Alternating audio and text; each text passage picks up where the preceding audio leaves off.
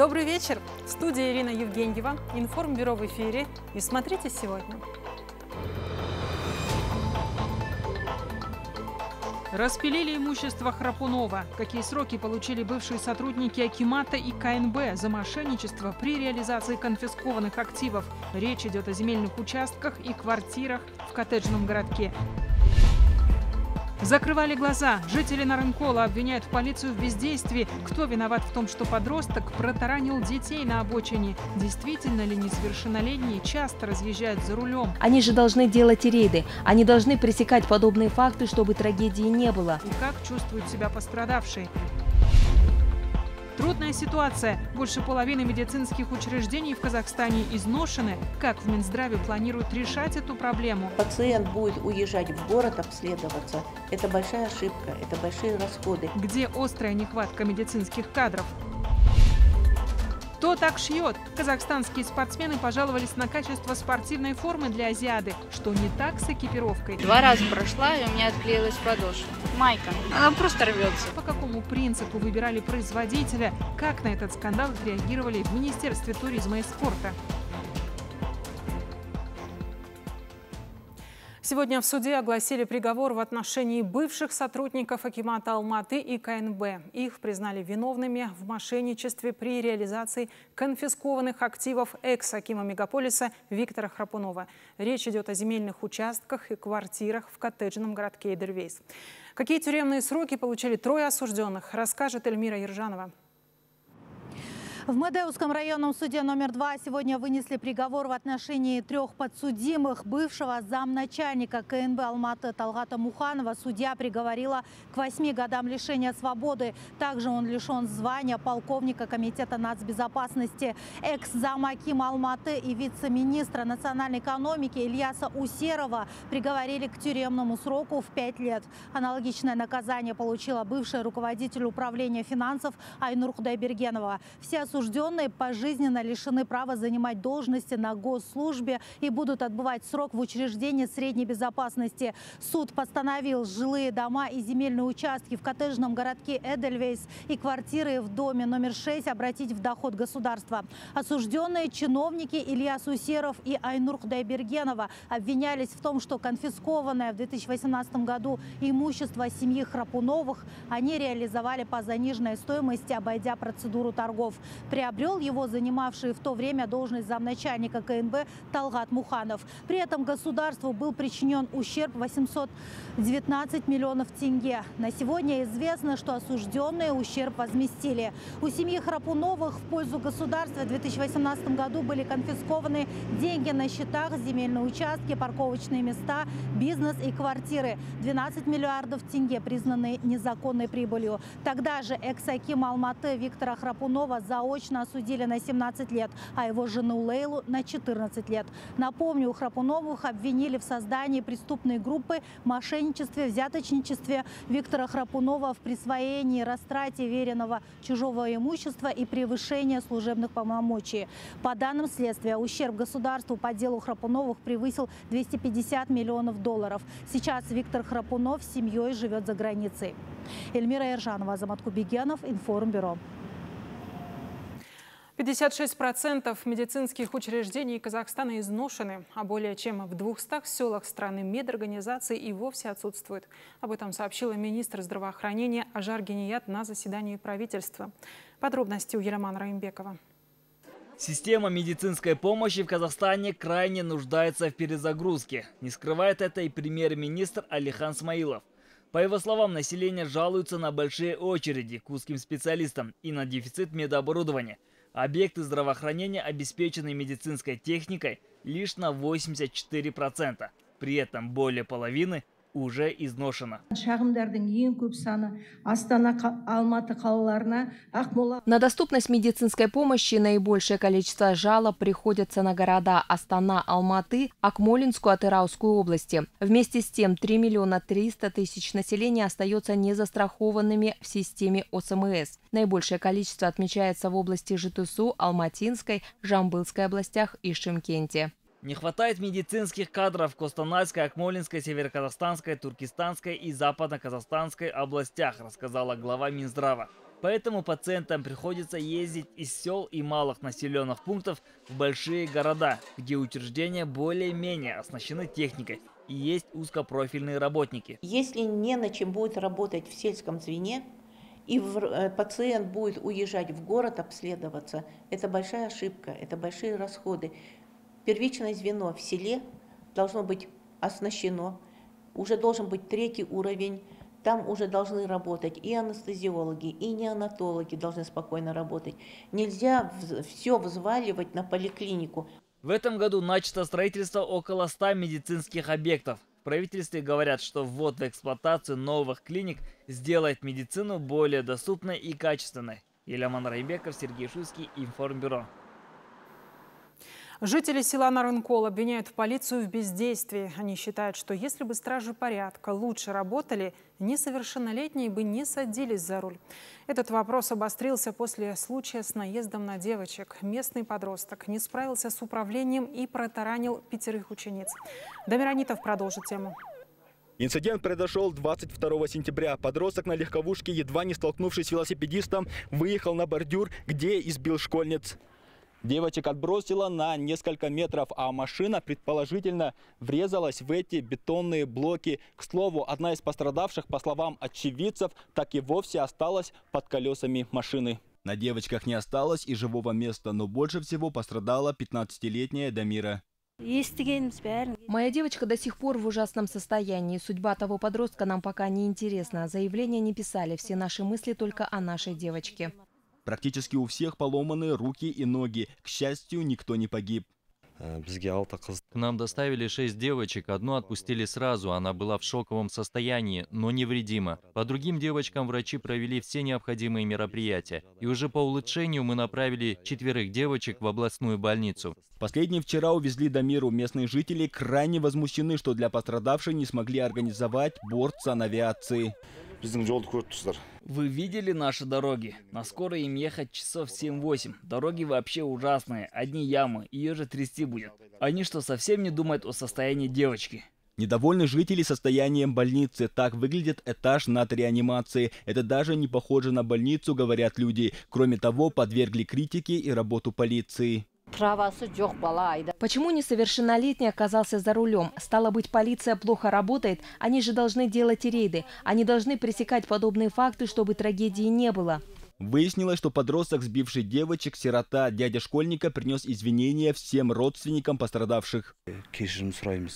Мы приносим извинения всем девочкам и их родственникам. Нам искренне жаль. Касательно моего племянника, я его не защищаю. Он виноват. Какое наказание примут в отношении него, мы не будем протестовать. Он должен уметь отвечать за свои поступки. Подростка не арестовали, потому что он несовершеннолетний. Данный факт был зарегистрирован в районной полиции по статье 345 части 2 Уголовного кодекса Республики Казахстан. В настоящее время проводятся следственные действия с назначением экспертных проверок. Спикер дополнил, что по приказу начальника ДП области во всех районах усилены патрульные наряды для должного обеспечения дорожной безопасности. Дамир Анитов, Ринат Абулхаиров, Информбюро. Учения на случай пожара и землетрясения пройдут во всех школах страны на этой неделе. Как рассказали в Министерстве просвещения, будут оценивать эффективность систем безопасности в школах, а по результатам внесут необходимые изменения. Эксперты говорят, сейчас безопасность в школах под вопросом. Особенно сложно обстоят дела в трехсменных и аварийных учебных заведениях. Анастасия Новикова расскажет подробнее. Готовы ли казахстанские школы к пожарам и землетрясениям? Общественники говорят, в городах учебные заведения, возможно, и готовы к чрезвычайным ситуациям. Но на окраинах и в регионах есть аварийные школы, найти замену которым или построить новые пока нет возможности. Вызывают вопросы также переполненные школы и учебные заведения, где все еще остается трехсменка. В 2-3-сменных школах, не дай бог, произойдет какой-то несчастный случай, то особенно во время пересменки выйти детям очень сложно. Также хотела обратить внимание в том, что у нас сейчас устанавливаются турникеты в школах, и насколько они сработают сразу. Не всегда открыты все запасные входы и выходы, не всегда на видном месте ключи. В Минпросвещении решили проверить готовность школ к чрезвычайным ситуациям. По всей стране на этой неделе пройдут учения, во время которых будут оценивать эффективность систем безопасности в школах. От видеокамеры турникетов до оснащенности огнетушителями. К школе выставляются определенные требования. Это наличие видеокамер, наличие системы гражданской защиты, наличие подключения к центрам оперативного управления, наличие тревожной кнопки, подключенной к частным охранным организациям, либо же к Центру оперативного управления органов внутренних дел, наличие огнетушителей, наличие, допустим, специальных уголков для пожаротушения. Родители школьников разделились во мнениях, но многие все же не считают, что дети в школе в безопасности. Лично мое сугубое мнение, я не доверяю безопасности детей в школе. Если, например, случится пожар или землетрясение, я думаю, что сколько раз не говори, сколько раз не учи, детей все равно паника, она есть паника, они запаникуют, учителя запаникуют. В принципе, современные школы не сейсмоустойчивые, тем более, что это в большинстве своем невысокие здания, и детей обучают правилам техники безопасности при землетрясении, при пожаре.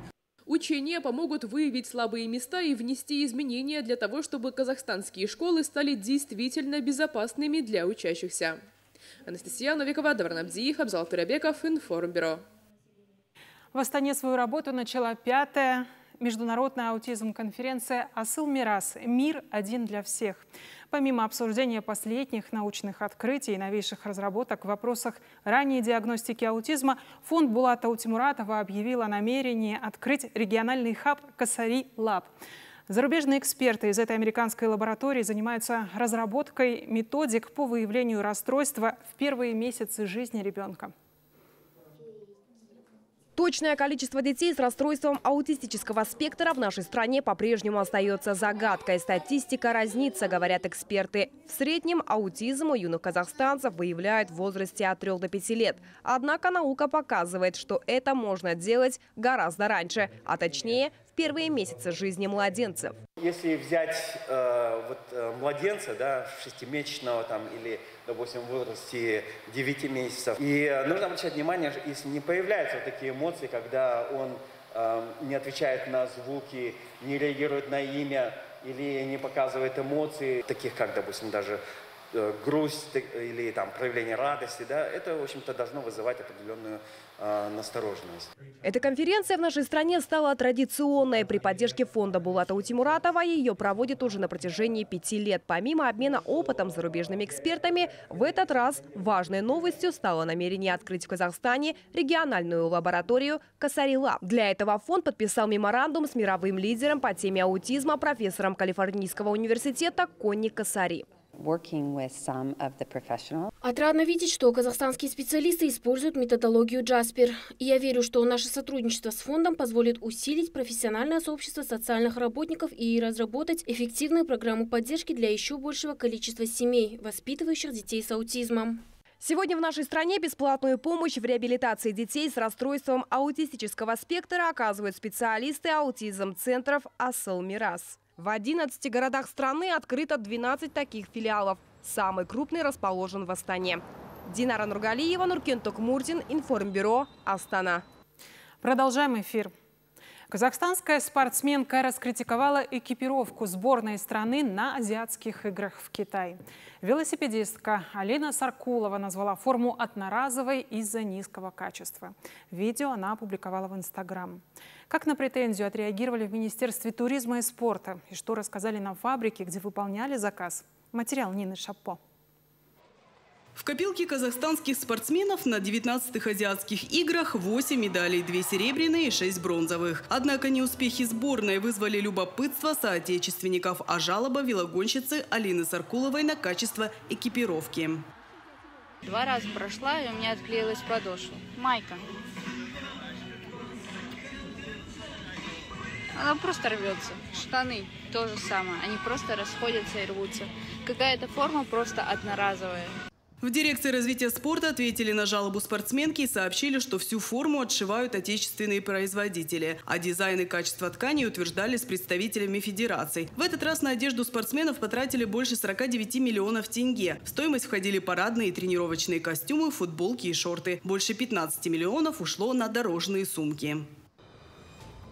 По окончании азиатских игр будет создана комиссия, которая изучит вопросы изготовления спортивной формы для выступления спортсменов на различных соревнованиях. Отметим, что по действующему законодательству спортивная экипировка должна приобретаться у отечественных товаропроизводителей, входящих в реестр и имеющих индустриальный сертификат и сертификат СТКИЗ. Форма была закуплена у производителей, имеющих данный сертификат, их единицы.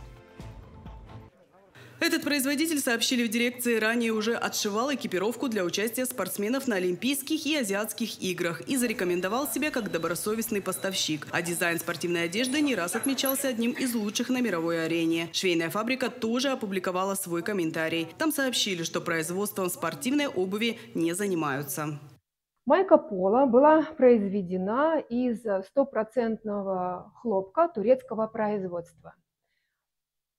Отверстие, которое на видеообращении демонстрирует Алина, находится вот в середине рукава. Как вы видите, подгибка изделия рукава, низа изделия идет цельнокроенная. То есть ни теоретически, ни практически дырочка, как производственный брак, быть не может. То есть это результат какого-то механического воздействия. Прокомментировать публикацию спортсменки мы попросили директора салона мод «Султан» и модельера Малику Тюлемисову. Рассуждать о качестве работы, не видя саму вещь, эксперт не стала, но рассказала, что сами с прошлого года не стали участвовать в госзакупках, и на это есть объективные причины. Результат ценовой. Самая дешевая цена, а соответственно она нереальна в исполнении этого заказа.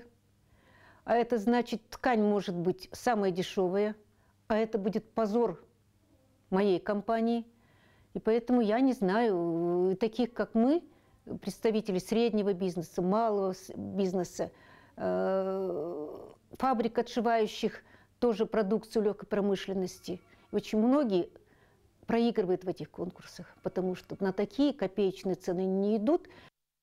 Одевали сборную 3 поставщика, и, как отметили в дирекции спорта, обращений по поводу качества и дизайна со стороны спортсменов не поступало. Компании-поставщики в случае необходимости готовы предоставить сменную форму. После окончания азиатских игр будет создана комиссия, которая изучит вопросы изготовления спортивной формы для выступления спортсменов на различных соревнованиях, сообщили сегодня в дирекции спорта.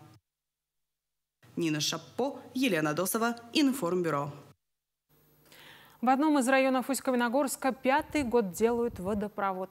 Из-за этого перекопанные улицы превратились в болото, жалуются люди. И это оказалось не единственная проблема. Жалобы жителей областного центра Восточно-Казахстанской области выслушала Жанара Сулханова.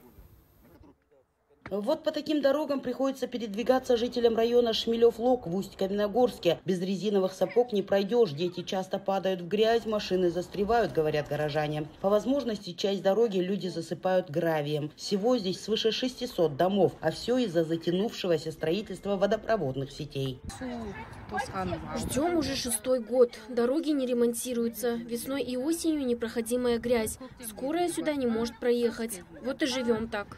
Водопроводные сети здесь начали прокладывать еще в 2018 году. Заказчиком было предприятие «Водоканал», поставщиком компания ДК «Проект». В рамках проекта реконструкции водопровода была предусмотрена прокладка 5500 квадратных метров по данному микрорайону. Эти объемы работ на сегодня выполнены, говорят в коммунальном предприятии. Здесь была предусмотрена только разработка грунта, устройство трубы и обратная засыпка. Поэтому, конечно, жителям, может быть, где-то здесь нужно просто потерпеть. Работы сейчас закончились, подводки закончились. И, как говорится, государство дальше, после завершения этого проекта, начнет уже выделение каких-то денег уже для благоустройства этого территории дальше. Но здесь уже не в рамках этого проекта. Жители района говорят, работы выполнены с дефектами. Людям пообещали, что подрядчик устранит имеющиеся недостатки. Решат в будущем и вопрос с освещением, который также беспокоит жителей района. Будет рассматриваться маслихатом города. Ну, вот именно вопрос финансирования. Со своей стороны мы сейчас уже приступили к составлению дефектных ведомостям расчетов, всех необходимых для проведения закупок. В этот раз им обещают благоустройство территории в 2024 году. Жанара Сулханова, Информбюро, Восточно-Казахстанская область.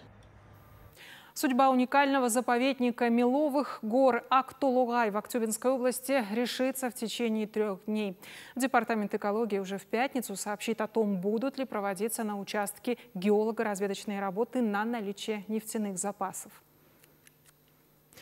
На сегодня известно, что вблизи плато Актолугай, которое внесено в реестр охраняемых государством природно-заповедных зон, частная компания установила оборудование для работ. Однако пока нет разрешения, заверили экологи. К ним геолого-разведочная компания обратилась за разрешением. Специалисты департамента говорят, что из-за отсутствия паспорта заповедника возникли трудности. Ведь непонятно, на какой территории разработчики проекта намерены добывать нефть. Нет паспорта, резерват не создан также. В проекте указано, что будут вестись сейсморазведочные работы. Они производятся разными технологиями. Какими точно, не могу сказать. Экологическую экспертизу они еще не получили. Документы у нас на рассмотрении. Ярмарку вакансий для безработных провели в Жезказгане. Мероприятие приурочили ко Дню труда. Участвовали все предприятия региона. Ярмарка проходила в 3 городах и 2 районах области Улытау. Организаторами выступили Управление координации занятости и социальных программ и Центр трудовой мобильности области. В ярмарке вакансий приняли участие работодатели из сферы промышленности, производства, торговых сетей, питания, медицины, департамента полиции, образования и другие. Соискатели могли на месте провести предварительное собеседование. По области Улытау организованы ярмарки вакансий, приуроченные ко Дню труда. Ярмарки проходят в 3 городах и в 2 районах области. Сейчас по городу Жезказган участвуют 33 работодателя. На сегодняшний момент пришло около 150 лиц, ищущих работу. Организация подобных ярмарок необходима, ведь безработные не всегда обращаются в карьерные центры, говорят организаторы. Работодатели отмечают, что иногда ищут нужных специалистов месяцами. У нас по области сейчас насчитывается 200 вакансий госслужбы. В самом департаменте у нас 4 вакансии. В данное время вакансий у нас много существует. Думаю, что молодые люди, которые заинтересованы в трудоустройстве, придут к нам на трудоустройство.